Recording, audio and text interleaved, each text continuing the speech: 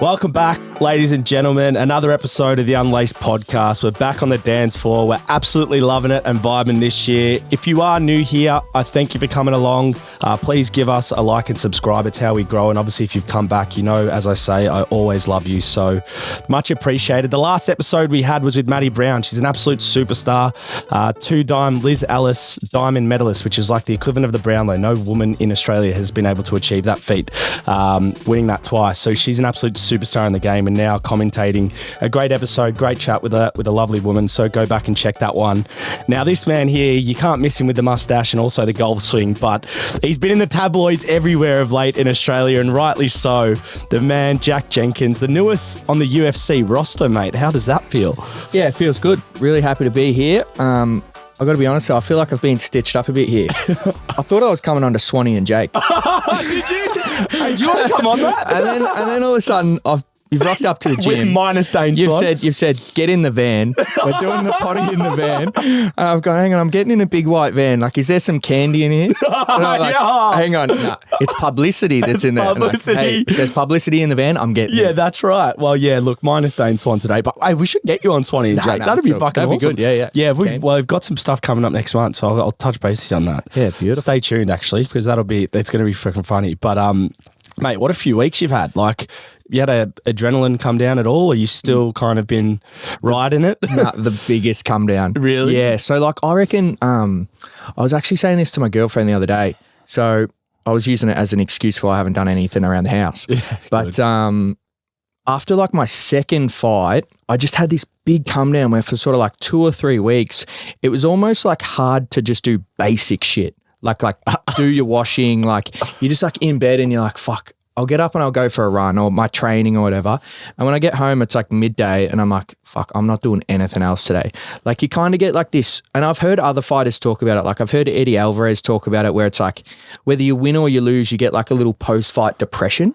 Really? And I sort of went through my last like 6 or 7 where I didn't really get it at all. And I don't know what factor it plays in it that makes you sort of come down off the edge of it. But this one, I think the travel, the weight cut, the sort of enormity of the task I had going over there, coming back, it was like, come back. And the last 2 weeks, I've just done fuck all. Really? Yeah. Like I've seen my friends, played a little bit of golf, but like the majority of the day where I'm normally like out doing shit and just like basic life stuff, like you got to clean your car, bro. You got to do your washing. I just haven't done any of it. You've had a mini retirement. Yeah, 100%. Your highest point of your career is retired. Yeah, I'm just like, nah, it's done. Well, for those that don't know, we have to tell them, like, obviously a bit about Jack Jenkins. If you aren't into the combat scene or mixed martial arts, pretty amazing. The boy from Bacchus Marsh here, he's gone and done something not many have done in this country.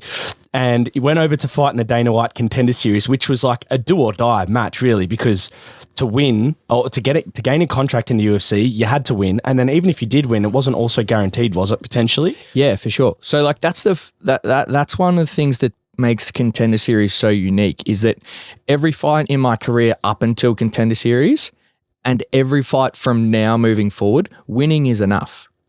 If you win, that's enough. Like that's a good performance.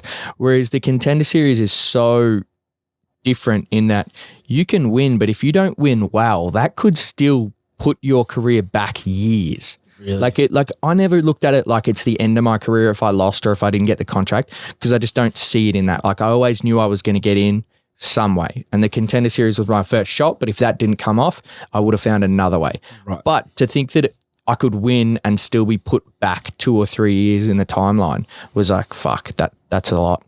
So big pressure, but got in, ended up getting a TKO with 30 seconds left in the third round. That the 11th hour I got it done. And Dana White called my name and said, welcome to the UFC. So I was wrapped. Dude, it was pretty surreal. I want to go into the fight because the first time we met was at a sea bath and we're doing a bit of recovery, and it was like pre your fight, and we're obviously talking about it. And I was like, this guy's a nice guy, man. He doesn't look like he's going to just kill people for a living. And then I watched your fight and you literally painted the canvas red with his head. Yeah. And I'm like, holy shit. Yeah. Like the gash in the guy's head. I was like, is he going to stop? Can the guy see at this point? Yeah. But you mauled him, man. Yeah. Literally.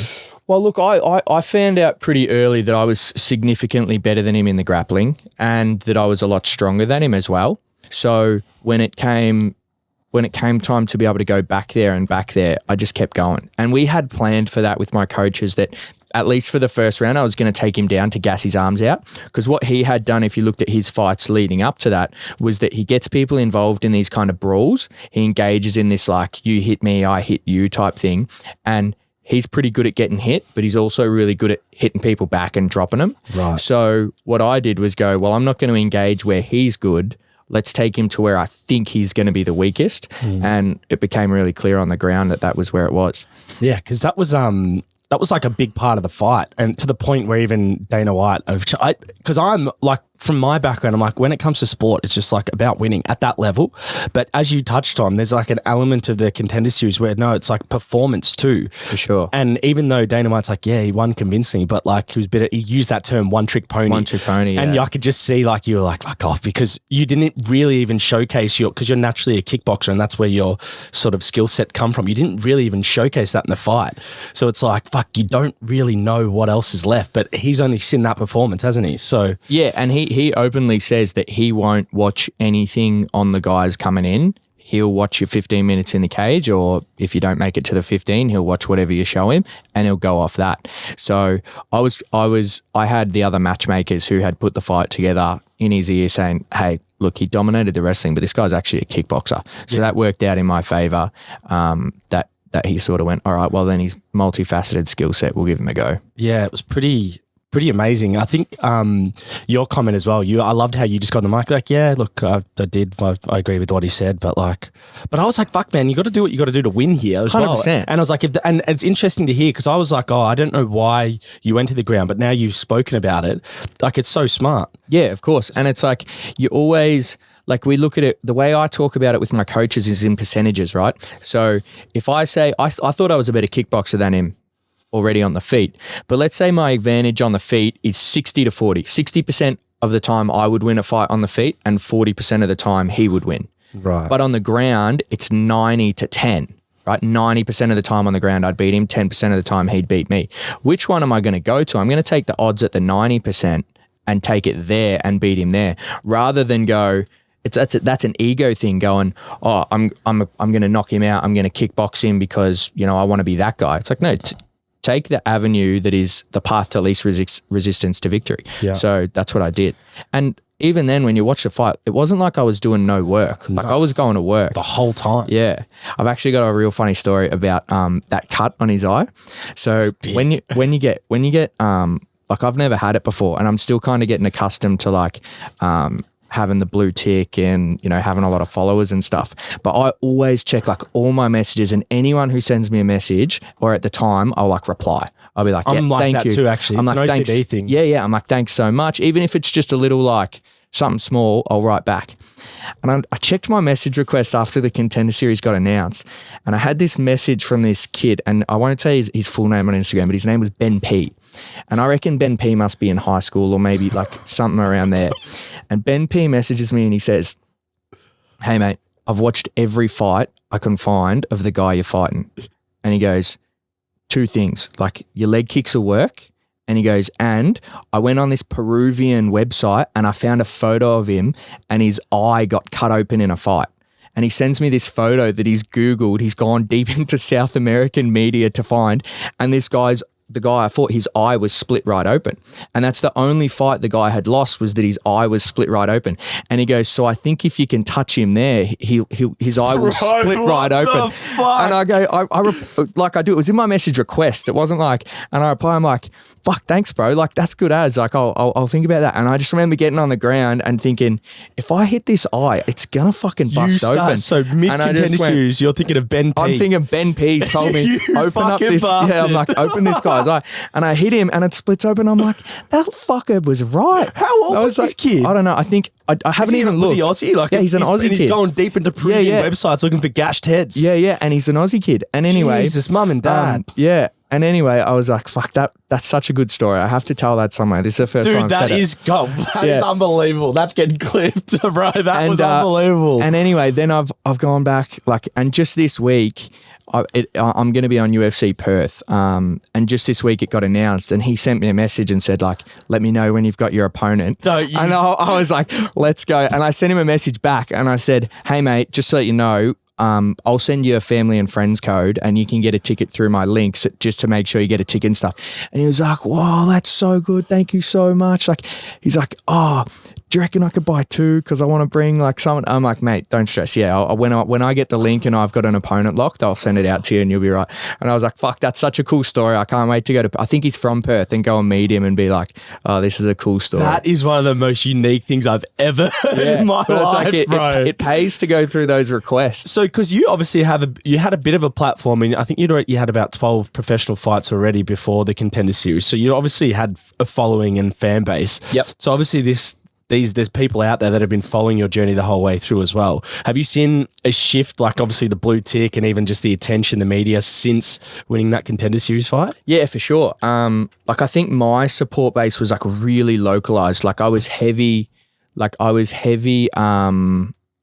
like the Bacchus Marsh community got around me like early doors. Like businesses would support me and sponsor me for fights. People would buy tickets. Like if you ever went to one of the old Hex events, it would be like, I would be like fight 1, 2 or 3, like the earliest fights, and the place would just fucking erupt because like half of Bacchus Marsh was there.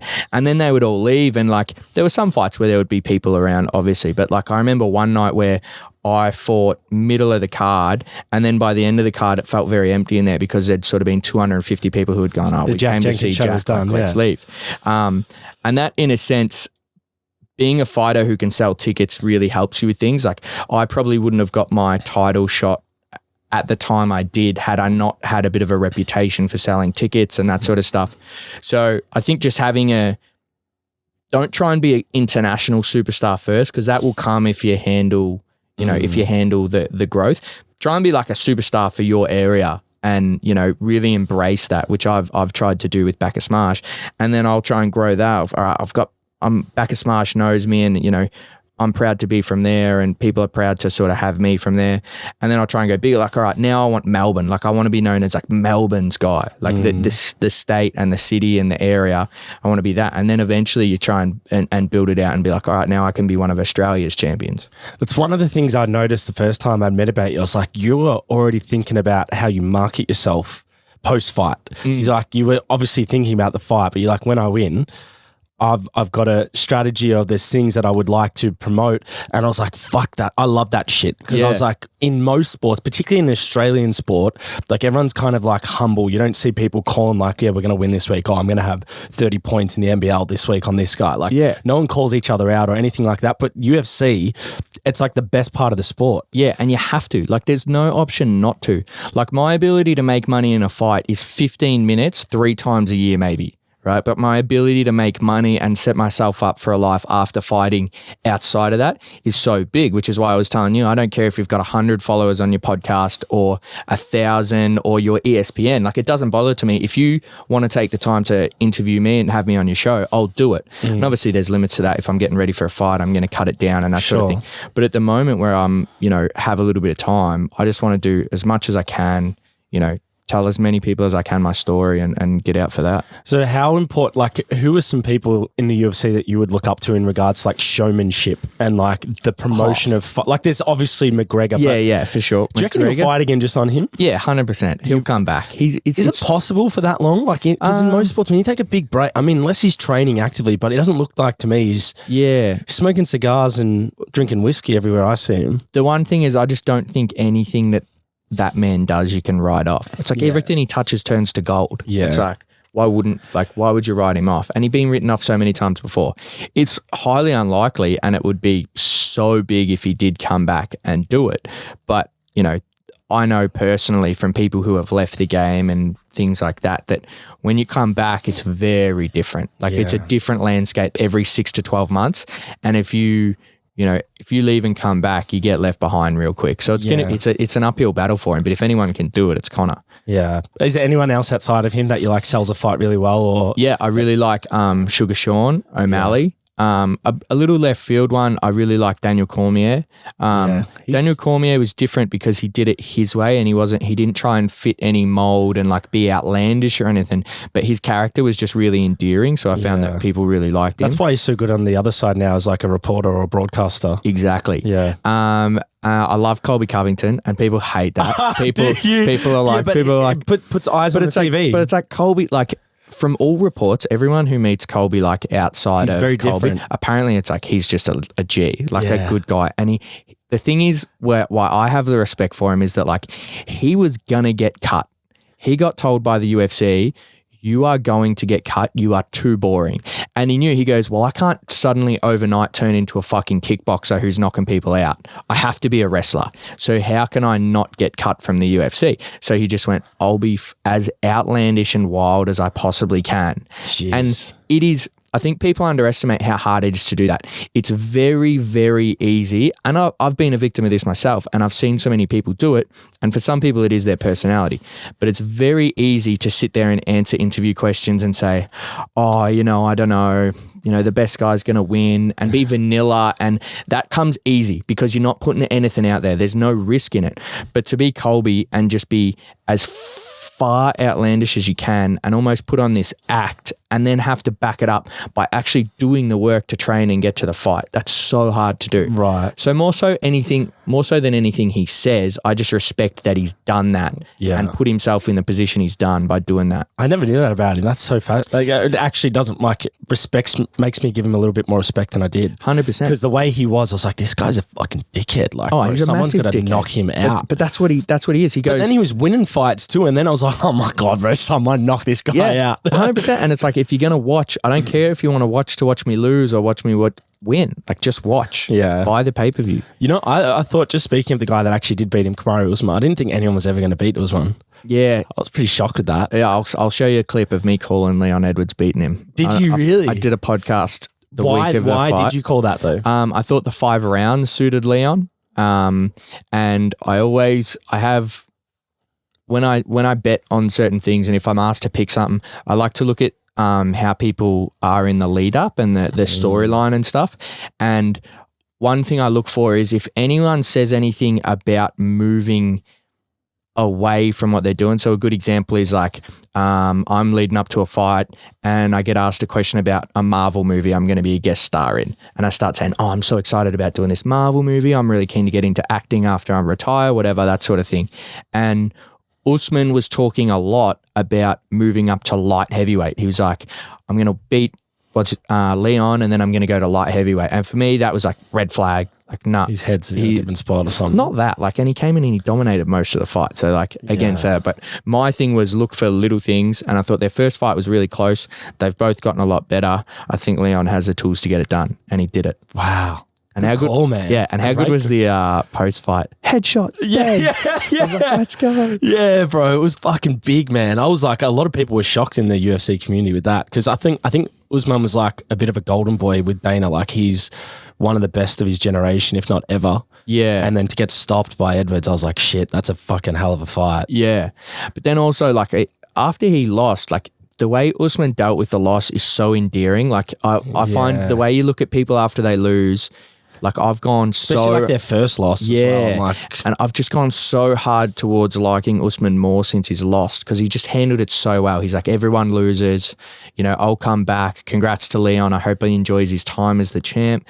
And like, there's no part of that makes me think like, oh, he just didn't want it or anything like that. It's just like, he's just a good loser. Like, he's humble enough to go, I got beaten, I'll come back. Yeah. And that's really endearing. That's, I have that same effect with Kambosos with the second Haney fight.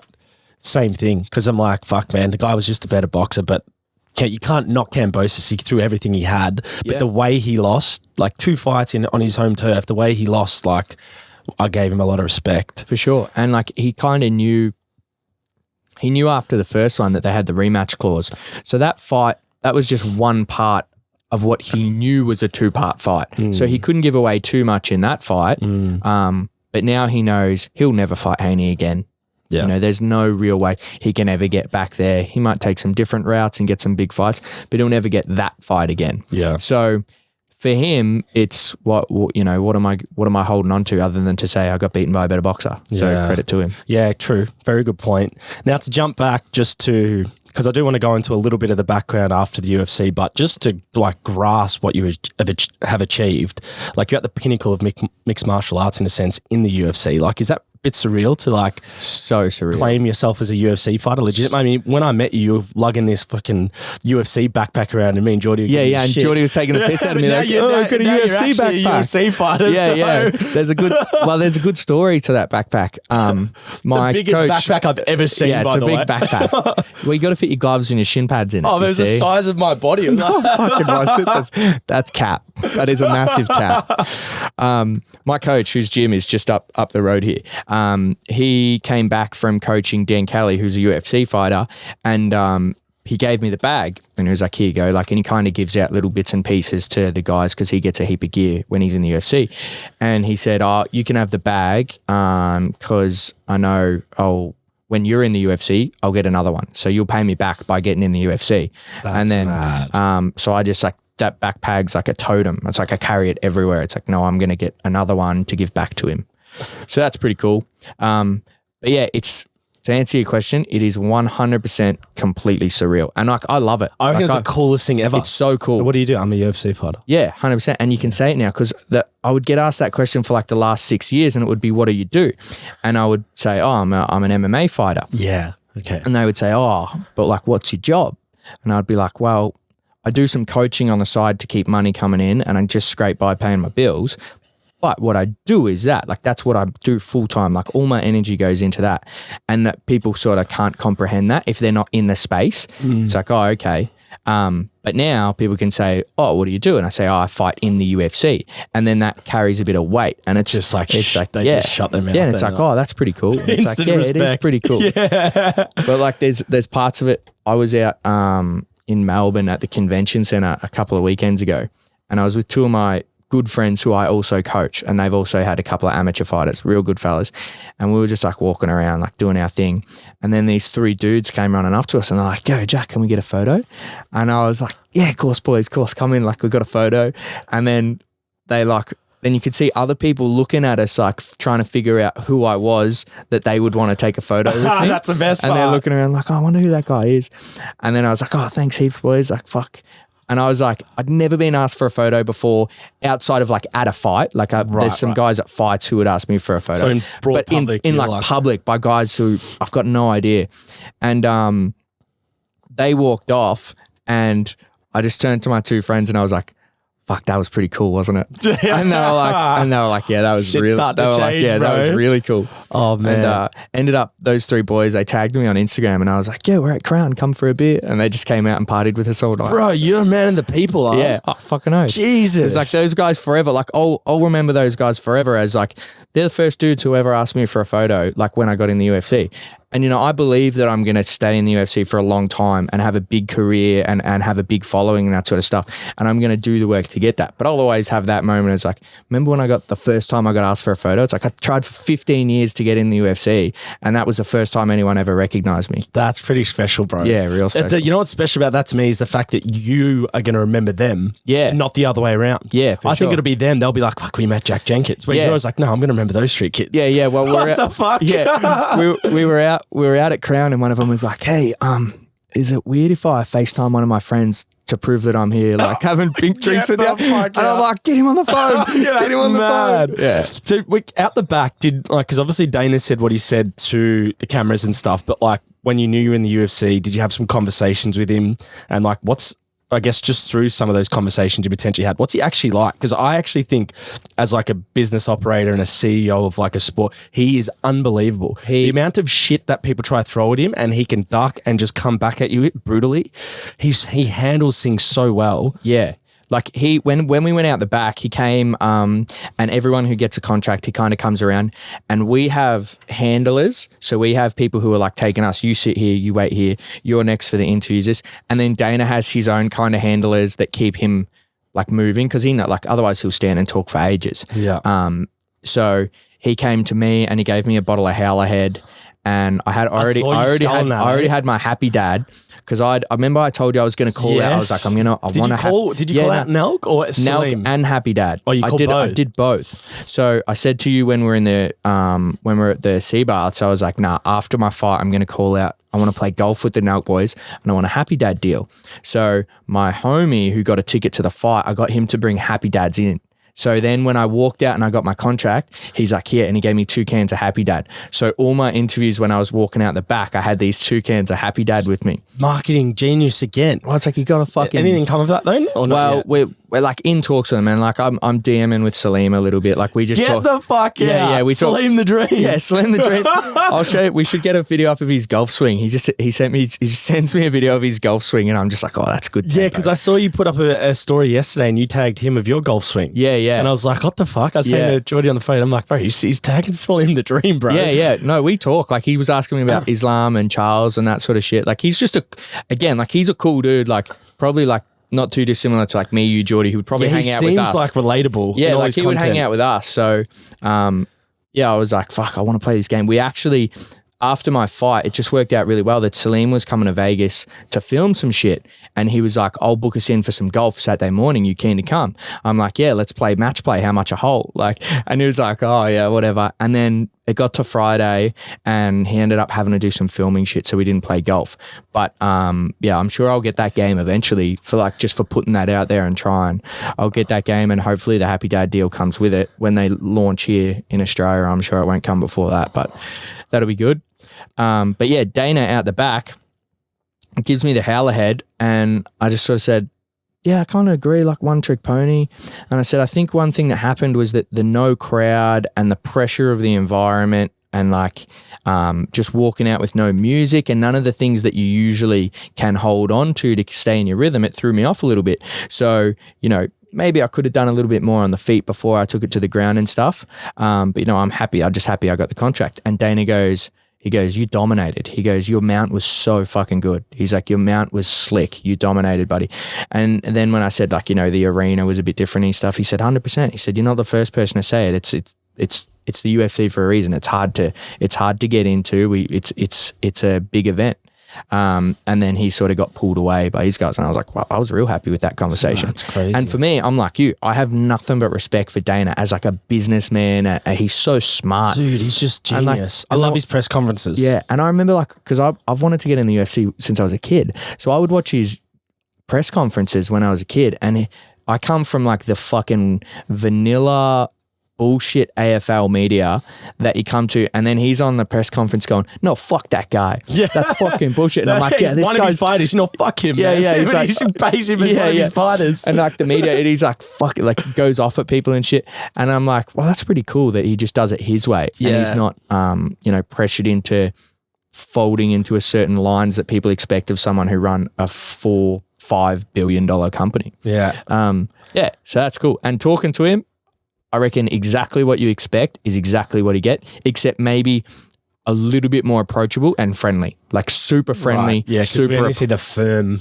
business side. We don't see the personal aspect sometimes. Like he made me feel like you are part of the company, enjoy it. Let's go from here. So that was really good. Pretty so what age did you actually want to be in the UFC? Because I feel like people don't, I don't, and I could be wrong here, right? But people grow into wanting to be in the UFC because they start learning mixed martial arts and they start and they're good, and then they look at it. Whereas like for some people, they're born, they go to one AFL game, like I want to be an AFL player, and they might not have even kicked a footy before or something like that. Yeah. Did you always have that crystal clear vision, or did you kind of grow and build into it with your skill sets and training? Well, I think I would have been 13. Yeah, it would be 13 or 14. Yeah, hard to remember those days. And I watched a UFC fight and I was like, were you training kickboxing at this Wasn't point? doing that yet. So you weren't even doing it? No, but my brother was. Okay. But that's why I think the UFC fight had been put on or something like that. And I watched and I went, that's it. Wow. That's it. I was like, I just want to do that. And there's a weird thing, like I had always been pretty good. When you wrestle with your mates and your brothers and your cousins and stuff, I'd always been Natural pretty fucking talent. good. Like against hitting people accidentally. untrained adolescent kids, I'll get them. Like if I had to come up against anyone who had any training, I would have been in real trouble. Like untrained two lessons of kids. Yeah, anyone two lessons of jiu-jitsu, I would have been out of my depth. But someone who doesn't understand fighting, just like naturally how balanced are you, how strong are you wrestling and stuff, I was pretty good. So I thought, I watched this fight and watched the wrestling and the kickboxing. I said, fuck, I want to do that. And my brother was training at the time. I watched him fight and I went, right, take me up to the gym. We went to this gym, Ziggy's gym, and he runs it out the back of his business, which is a tire fitting place. So it's got like this real distinct smell. It's kind of like a mix between rubber and like tire oil and sweat. And it's just like a hard place. Sounds awful. No, it's awesome. Like I couldn't, like I love it. I mean, awesome. Like you go out the back at Ziggy's and there's this big sliding like garage door and it's just like all hard. Like, underground proper vibes. Like, and Ziggy who runs it, he's hard and he makes you work like so hard in every class. And I'm like 14, a little bit chubby, probably not used to that like hard work, and you just have to just go up and grind. And then I always said to Ziggy that I didn't want to be a kickboxer, I wanted to be a MMA guy. So he would just let me like do MMA on guys. He'd be like in the middle of a round, he'd be like, do MMA now. And I'd be like, let's go, like do a takedown. And these guys just have to like deal with it. What the fuck? Yeah, it was proper awesome. Street rules. Yeah, he's like, all right, you can do takedowns now. Yeah. And eventually got to a point where you know, I'd learned a lot of kickboxing. I still have a lot to learn, obviously, but I needed to be coached through the ground stuff and the wrestling. So my brother found a gym in Melbourne where I still coach at now. And went down there and met Heath and Callie who run that gym, and Heath took me right under his wing. And Heath said to me from, you know, lesson 3 or 4, he said, if you want to, you can get to the UFC. Like there's no ceiling on how good you can get. What? So he's picked that up from seeing the first few sessions? He would have said that. Yeah, Heath would have said that to me probably like 4 or 5 lessons in. Wow. Yeah. And to be fair, he's put his money where his mouth is from then and just backed me. So did you have obviously natural talent at this as well? Because sure. I feel like with mixed martial arts, especially like jiu-jitsu and stuff, like it's, like you said, if you verse someone with 2 sessions, it doesn't matter how good you are, you're going to get tapped. Yeah. Do you know what I mean? So, for sure. So I have this theory that I think the difference between someone who's untrained and someone who's done 6 months of training is about the same difference in skill as someone who's done 6 months in training and the best guy in the world at jiu-jitsu. Like your learning curve in that first 6 months, if you really apply yourself to it, is so steep. Like you wouldn't believe how much someone who thinks they know what they're doing can learn really quickly. Like it's crazy. My best mate took it up recently, or like a couple months ago, and it would have been his 3rd session. Yeah. And I was like, how'd you go? He goes, I got tapped. I was like, oh, what do you mean? He's like, 28 times. Yeah. In half an hour. And I was like, what? I'm like, against who? He's like, man, 14-year-olds and stuff would tap me. He goes, you don't understand jiu-jitsu, bro. Yeah. Doesn't matter who you are. Yeah, like, it's so different. Yeah, and I was like, and correct me if I'm wrong here, but when I like came sort of into the UFC of like watching it and like really getting fascinated by all the forms of mixed martial arts, the one common thread was like jiu-jitsu's like one of the most powerful or prevalent. Like some of the best fighters have the best sort of backgrounds in jiu-jitsu. And I always used to look for the jiu-jitsu kind of form fighters, which is not always the case. Obviously strikers and kickboxers and sort of wrestlers do really well as well. Yeah. But is jiu-jitsu like seen as like a really important mixed martial art, or have I got that wrong? No, 100%. You just can't get away in the UFC with being really deficient at anything right now. There were times, you know, in the past where you could be just a specialist kickboxer, a specialist jiu-jitsu guy, specialist boxer, and you still have people who lean towards one way, but you just can't come in and not be a very good grappler or a very good striker. Yeah. You have to have like all of the you have to be well-rounded. And often people who come in who are specialists, so the really, really good jits guys who don't have a lot of time to sort of round out their skill set, struggle. They get shown up. Same way that really, really good strikers who come in who don't spend a lot of time rounding out their skill set struggle as well. So you've got to be good across all the arts. Yeah. Israel Adesanya is a really good example where he could have got in the UFC way earlier than he did, just based on how good his kickboxing record was, how well he speaks, all that sort of stuff. He could have got in so much earlier. But he told the UFC, no, I want to come in on my terms, because he knew he needed to round out his skill set more. And he went and he did the work. And then when he went into the UFC, it was like, I want to go into the UFC ready to win a world championship. And he did. So even someone who you look at like Adesanya, he took the time to go, just being a fucking unreal kickboxer isn't enough. I've got to round out my skill set. Yeah, dude, that's why I think that's UFC is probably one of the hardest sports in the world, because you've got all the various forms of mixed martial arts combined into the one. For sure. It's like 5 different sports or 6 different sports, whatever it is. It's crazy. Like, do you know what I mean? And you've got to be good at everything. Yeah. And you won't, like, you wouldn't believe how quickly, like if I go and specialize and I go, all right, I'm going to do a block where I focus on my jiu-jitsu a lot. And I do, I'd say like 10 weeks, like 8 to 10 weeks, I'll come back and I'll be like a fair bit better at that. But I'll be so far behind for a couple of weeks in my striking, and vice versa. Like if I just strike for 8 weeks and then come back and do my grappling, I can tell immediately that my grappling's off and that other guys who have been training are either getting closer to me or maybe have passed me. Wow. So that's why it's so hard to do, because you can't just specialize in one thing. Right. So just maybe, and this is kind of a two-way question, because would you, like in a typical training session when you're not preparing for a fight, or like a training week or month, would you be doing a bit of everything in the one session? Would you be focusing on different areas? And then the flip on that is, in fight camp, are you training differently on specific stuff, like for this Linares fight or whatever it was, where you knew you're probably going to go more on the ground and stuff? Were you focusing there, or are you still training all your skill sets to be sharp? So I do 3 sessions a week that are both grappling and striking. So Tuesday morning, Thursday morning, and then obviously sparring, which is MMA sparring. We do it all on Friday night. Every other session is specialized. So it's either pads with my coach Andy, grappling with my coach Simon, or out at St Kilda with Lockie Giles. So you're bouncing it everywhere around Melbourne at the different specialist kind of gyms and stuff. Yep. So I've got a great relationship with coach out here, Andy. He's been my striking coach for years, and I stick with him.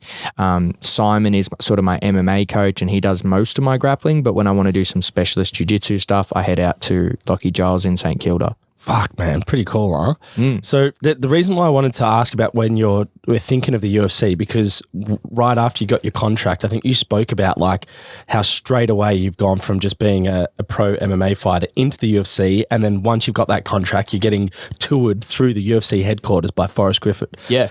And I was like, bro, what the fuck? Like, you would have probably been watching him fight almost back in the day. So that would have been nuts. Yeah. So my coach was opening a gym, Simon, and this is the gym that I train at. I fight out of Absolute MMA. He was opening Absolute MMA, and Forrest Griffin was in town for like some big fucking like ASN, like something at convention center, signing autographs. This is like Hall of Fame UFC like a superstar, Forrest Griffin. Used to go to war. Yeah, and my coach went up to him at the autograph signing, and he's like, "Oh, you want an autograph?" And my coach is like, "Look, I don't want an autograph, but I've got 15 grand cash in a bag, and if you come to a seminar at my gym, I'll pay it to you."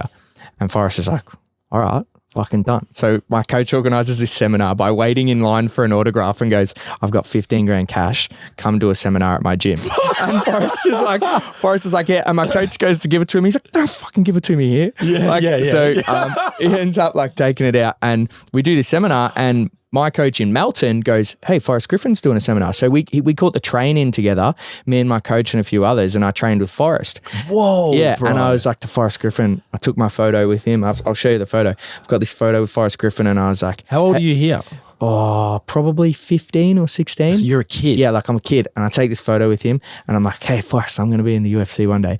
And he looks at me, he's like, "Yeah, go on." Like, cool kid.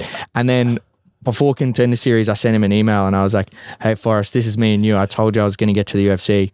Not there yet, but I'm going to get a contract on this night." And he was like, "Fuck, that's cool as, mate. Like, I'll take you through the PI when you get your contract." So then the next day... so this wasn't for all the fighters. This was just for you, this tour, because of that connection you built with him. Yeah, like I think he works at the PI, so I think he does it for a lot of people. Right. But the fact that I'd made that connection and sent him that photo, he was like, "Fuck, that's really cool."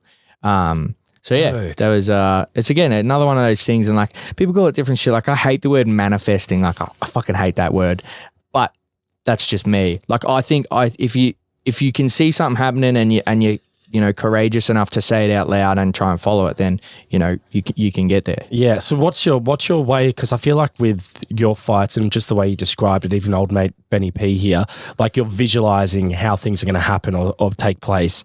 Like how much do you think about that stuff going into fights? Like, does that where a lot of your brain space, or you're a bit more relaxed? I try not to, like at training, I try and have like small periods of hyper focus, and then like try and switch off the rest of the time, because the closer you get to the fight, the harder it becomes to do.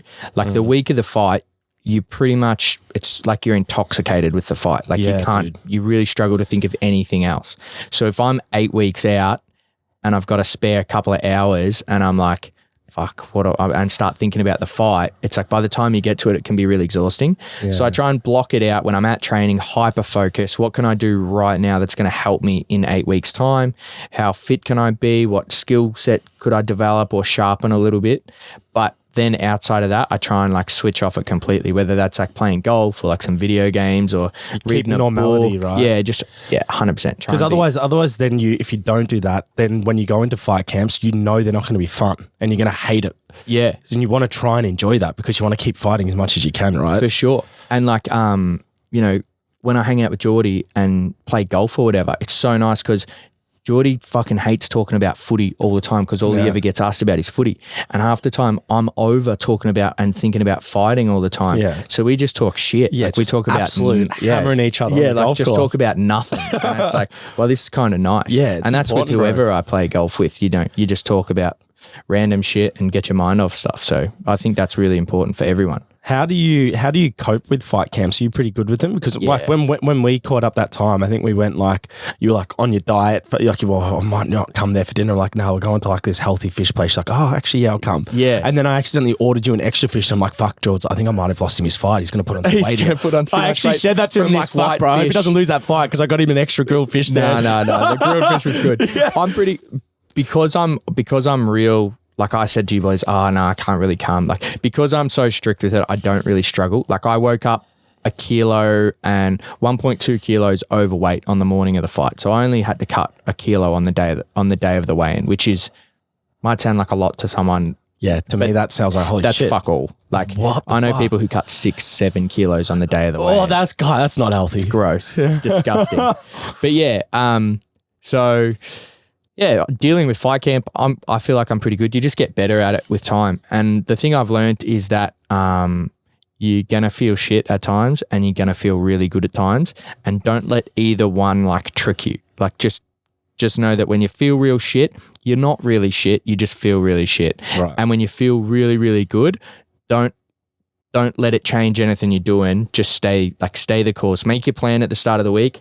Hit every session that you've planned for. Hit the diet that you've planned for and go from there. Because when you feel really good, sometimes you can get ahead of yourself and go, fuck, I'm going to hit an extra session. I'm going to do an extra session of sparring. And that's when stuff starts to derail one way. And the other one where you can go, fuck, I feel really shit. I'm not feeling good. And then you start to question yourself and that sort of stuff. Now I'm pretty good at just going, you're going to feel shit at points, you're going to feel really good at points, just fucking show up the next day and you'll be all right. I think I asked you this last time, I hope you don't mind me asking on here, but do you abstain from sex in fight camp? Nah, not at all. I'm not. Some do though, don't they? Yeah. Pretty common, I would think. That's for me, I'd be like, fuck, I hate fight camp, bro. Yeah. Do you know what I mean? Yeah, you'd be like, fuck, I'm done. I'm out. Fuck that, bro. I'm out. Nah. I'm not abstinent at all. Okay. It depends. Is that more a mental thing though? Like for people as opposed to like... I think it's just personal choice. Like people like to be like... The edge of... I don't know. I think it's like antsy, like you like to be like ready, whereas like if you feel like you don't want to be like relaxed and chilling out. One thing I do struggle with like in terms of intimacy is like I really struggle being like lovey, I would use the word, or like cuddly or like really friendly. How does your missus cope with fight camp? Yeah, is that like a fucking fight camp? So hard for her. Yeah, like, I can imagine. And she's so good at dealing with it. Yeah, but like I'm trying to like turn into like, because you know like I'm pretty gentle generally speaking. Like I was a bit shocked by the bloody canvas. In Vegas, bro. So I'm trying over that 8-week fight camp to just like get my head in like dark places, like get ready to like really hurt someone and ultimately get myself ready to be really hurt and go through that if I need to. So it sounds weird, but like I'm not looking to like have like really nice times. Like I don't like having really nice things around. Like I don't like doing things that make you feel really comfortable or fancy or like anything. I like to be super basic, like Dry, almost just- grungy, where it's like, no, I'm grinding, which is because that's where I came from. Like I came from sleeping at the gym during fight camps because it was too far to get back to Bacchus Marsh, and I can't afford an apartment, so I just sleep on the floor at the gym. Bro, that's insane. Yeah, and then now, like I've got a little bit. I'm by no means making bank yet, but I can afford an apartment near the gym, and it's like you're sleeping in like fucking Egyptian cotton sheets, and it's like, no, I fucking hate this. Like I don't want to be comfortable. Like I need to be kind of uncomfortable and sort of struggling.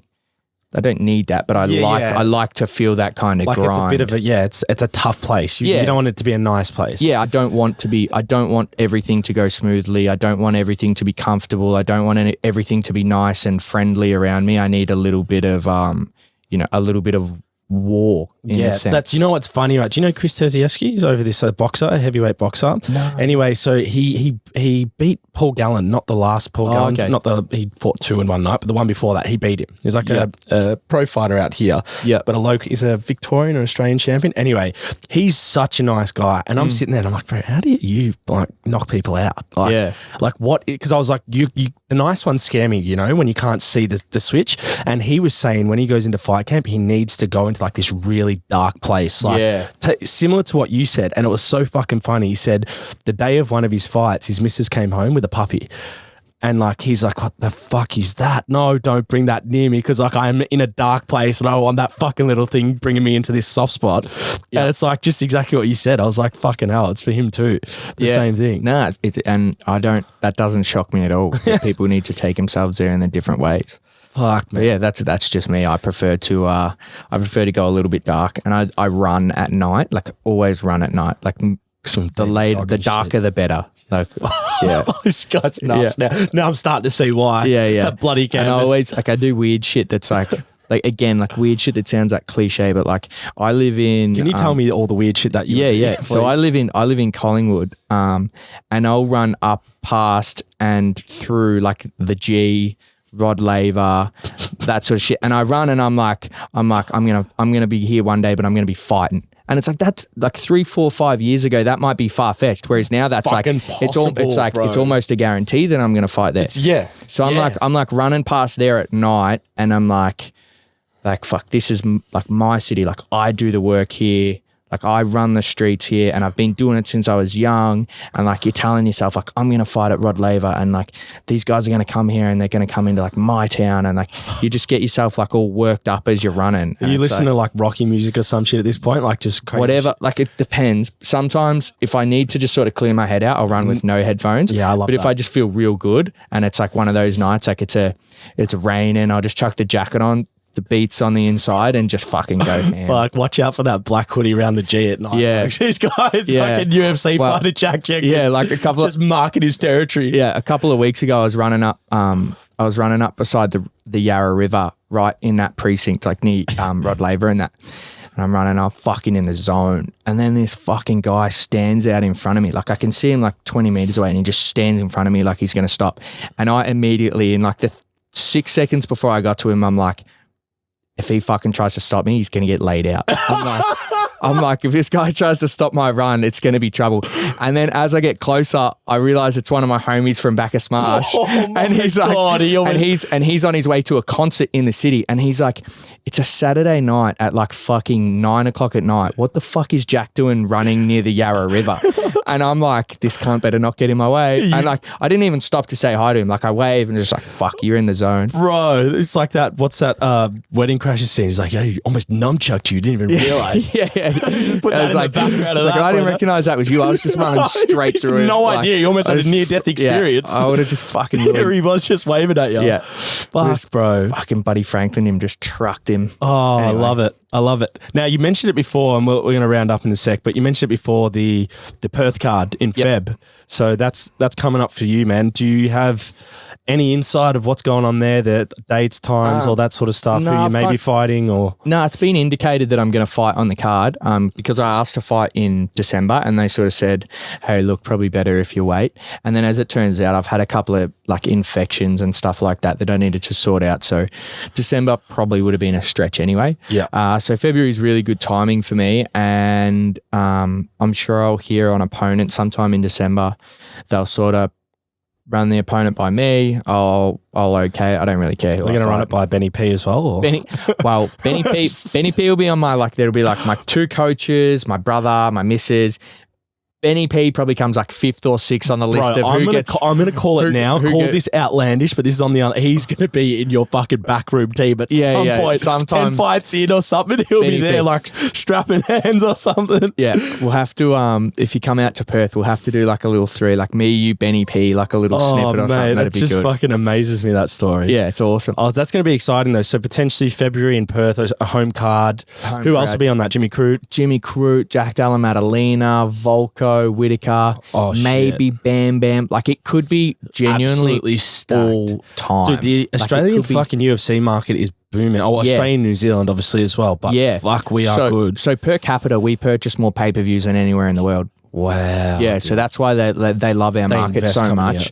Like obviously we don't have the most people here, but for the amount of people we have here, we buy more pay-per-views than anyone. Well, didn't we have the biggest attendance for a UFC fight, the one at Marvel with Rousey and Rousey and Holm? Yeah, fuck. So we've got some credibility, bro. For sure. And they love coming here, and you know, the less I travel, the better. So I want them to just keep coming back. You know, I'd like to, you know, my plan for this year is to go on that February card, and you know I'll probably start maybe fight 1 or 2 or 3 somewhere down the card.